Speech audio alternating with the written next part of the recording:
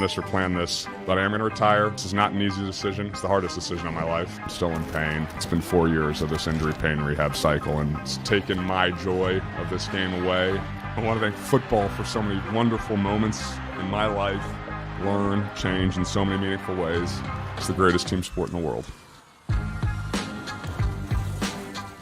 First Take is presented by 5 Hour Energy. Welcome to First Take. I'm Roz Goldenwoode. I'm filling in for Molly Hiram, and I'm here with Stephen A. Smith, Will Kane. How you guys doing today? Good morning. Good morning. Okay, show love, show love. How you doing? Ooh.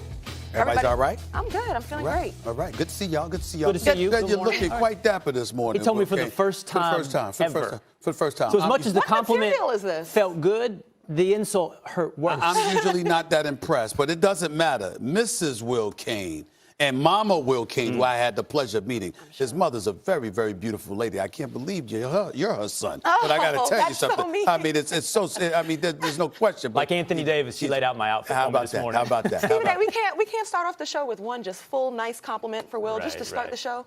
He looks dapper. I'll take it. All right. Well, that's where it'll end. All right, we're starting off. Yesterday began the era of life without luck for the Colts. Many feel Andrew Luck was within his right to choose, as he said, himself after years of a cycle of injury, pain, and rehab. This is an absolutely understandable choice. But was Luck's decision fair to the Colts organization and fan base? Yesterday, his coach and teammates responded. Someone asked me a question the other day. Is there any sense that you felt like Andrew is letting down the team? And the answer was an emphatic no. I was shocked. I mean, which I'm sure everybody is. Y'all wouldn't be here if y'all weren't shocked either. But I was shocked. And then, we had a long conversation, and it was just, some emotions obviously going back and forth. But, when you sit down and you talk to him and you understand, his decision. That's my best friend. So, we're always going to be together, stick together to the end. And, unfortunately, he had to go out his way. And, I was happy for him. Now, Will, we know players, coaches, they're going to get in front of the media and say the right things. But honestly, do his former teammates, those players, have a right to be angry with Luck? Angry? Yes, I think they do. I doubt that they are. I imagine they're more disappointed. Look, we can do this. We can do two things at the same time. We can respect this man's individual decision. I like the way you said it, Roz. We can understand Andrew Luck's decision. But that doesn't mean others can't have feelings about it. And there are some very rational feelings to be had. I've heard several in the last couple of days say things that I don't understand. That Andrew Luck's decision was courageous. That's what Aaron Rodgers had to say. Most in the media are describing it as brave in some way. I also don't understand that. Andrew Luck's decision is his own, and I will respect it and understand it. But on the other hand, Andrew Luck made an individual decision, Stephen A., inside of a team sport. His decision affects other people. T.Y. Hilton has been on that team for 8 years. He's 29 years old. Margus Hunt is 32 years old. There are guys on that team who have been on the squad waiting for their moment, and guess when the moment was? It's now. It's very, very reasonable to assume not just that the Colts were Super Bowl contenders this season, but that Andrew Luck was on the doorstep of the best 3 years of his career. Finally showing us what we all expected he would become. Finally validating that concept that he's a generational quarterback. And that, 2 weeks before the season, is when he chooses to walk away. That's fine. That's his choice. But make no mistake, it affects other people. And if they are upset, I think that also would be understandable. Well, listen, I personally think that he should have, it would have been, I brought this up yesterday, it would have been good if he could have retired earlier. Like Barry Sanders and Calvin Johnson in July. Calvin Johnson actually retired in March, and Barry Sanders and Jim Brown retired in July. That would have been nice. But when we talk about whether or not they'd have the right to be upset, I would say no, only for this reason. When you look at the squad, when you look at this roster, first of all, you were 4-12 without him a couple of years ago. He comes back last year. Y'all handle y'all business. Y'all get into the postseason. You get into the divisional playoff round. He's come back player of the year, 39 touchdowns, 4,593 yards passing. We saw all the things that he did. But what do football players consistently talk about? Next man up. That's what they talk about. And when you take that into consideration, along with the fact that he had been around you. It wasn't like he disappeared and he was home and you didn't know what the hell was going on. It wasn't like you had guys texting him and emailing him or whatever the case may be and saying, what the hell is up? What you doing? What you going to do? Et cetera, et cetera. He was around this team constantly. And being around them, communicating with them, engaging in dialogue with them literally being eyewitnesses to his struggles.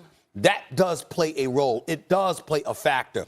If one of us are working together each day and then all of a sudden we call it quits, but we've been around each other every day, that's entirely different than if I'm not seeing you and I'm expecting you to be here and then all of a sudden we get news that you ain't coming back. There's a difference to it in terms of how it's handled from the outside. I believe the fans are perfectly within their right to feel what they feel because they're not inside. It was just dropped on them. Obviously, they were looking forward to this season. But Jacoby Brissett has been practicing with the first team for weeks. The assumption was Andrew Luck, regardless of what he was saying, wasn't going to be available for week 1.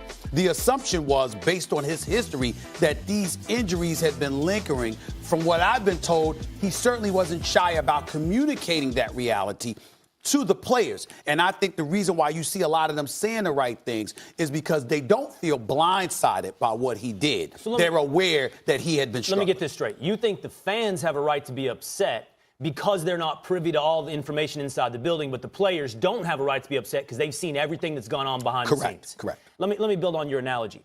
If we were doing this, and I had seen everything you were struggling with and everything that was holding you back or that you wanted to overcome, and one day you up and quit this show or you quit a partnership that I had with you kind of out of the blue, maybe I saw some of the struggle, but as early as 2 weeks ago, you were saying, I'm set to have this be the best season of First Take yet. We're going to blow the ratings through the roof. Mm-hmm. And Andrew Luck said that 2 weeks ago to Peter King. I'm going to be ready for week 1, and we're ready to go for the Super Bowl. Mm-hmm. If you had done that, yeah, I would feel abandoned. Mm-hmm. Yeah, and by the way, I think the analogy is perfect because it's not just next man up, all right? You're the star of this show. Andrew Luck is the foundation of the Indianapolis Colts. It's not so easy as next man up. But remember, he is everything that organization is built around, the same way you are what this show is built around. If you dropped out on a moment's notice, you're darn right everybody involved in the show would absolutely. be like, what happened? Totally fair, but keep in mind what I'm saying. What I'm saying is that I don't believe that was the case with the team because Coach Frank Reich, GM Chris Ballard, all of these guys said they had been having these conversations with Andrew Luck spanning weeks and that they were not as surprised as people would believe because they sort of sensed that it was coming. So that ultimately raised up, blew a light bulb in my head. Like, wait a minute now, this wasn't a surprise to a lot of these guys. And that's where I give Andrew Luck credit. We saw him right. Even on the day that he retired. Yes. How did he get booed? Because he was on the field. He was on the field with his team.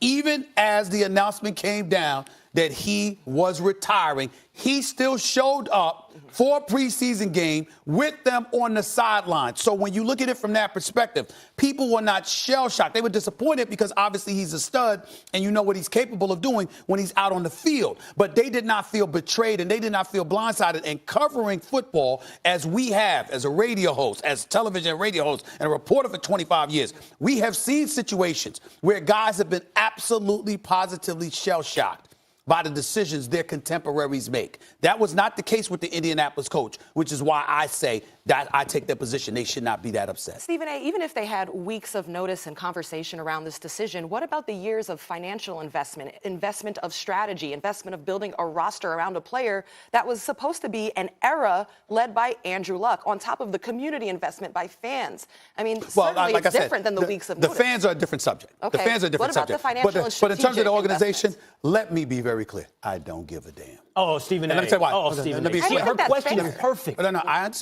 didn't complain about the question. Well, I just gave you an complaining answer. about the answer. I'm complaining about the answer. I didn't complain about the question, Will. I'm just saying that this is my answer. I don't give a damn in this regard.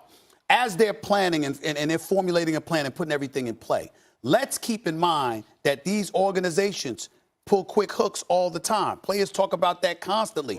Again, if Andrew Luck had left them in the dark, y'all have an argument. They're saying he didn't leave us in the dark. They're saying that. I understand what you're saying. Your entire opinion is that you believe, did not blindside them. He didn't blindside them. He was giving them That's notice what they say. that this could be happening. I don't know. That's what they say. I would just say this, that I like Roz's question because what has happened, I don't think T.Y. Hilton is is holding a grudge today against Andrew Luck. I think that's his guy, and I think he respects him and loves him. And I think most of the players in that locker room feel exactly the same way. What I'm saying is, at this moment, when their Super Bowl contention, when their Super Bowl hopes have been dashed, and not just that, but their 10-year plan, to your point, Roz, the foundation of the franchise goes up in smoke in a matter of minutes. Yeah, they have a right to feel a little bit upset. And my response to you would be, a team this good, your offensive line is stout. T.Y. Hilton, you acquired Devin Funchess. Ebron's your tight end. Marlon Mack is a pretty damn good running back. Offensively, you're still considered to be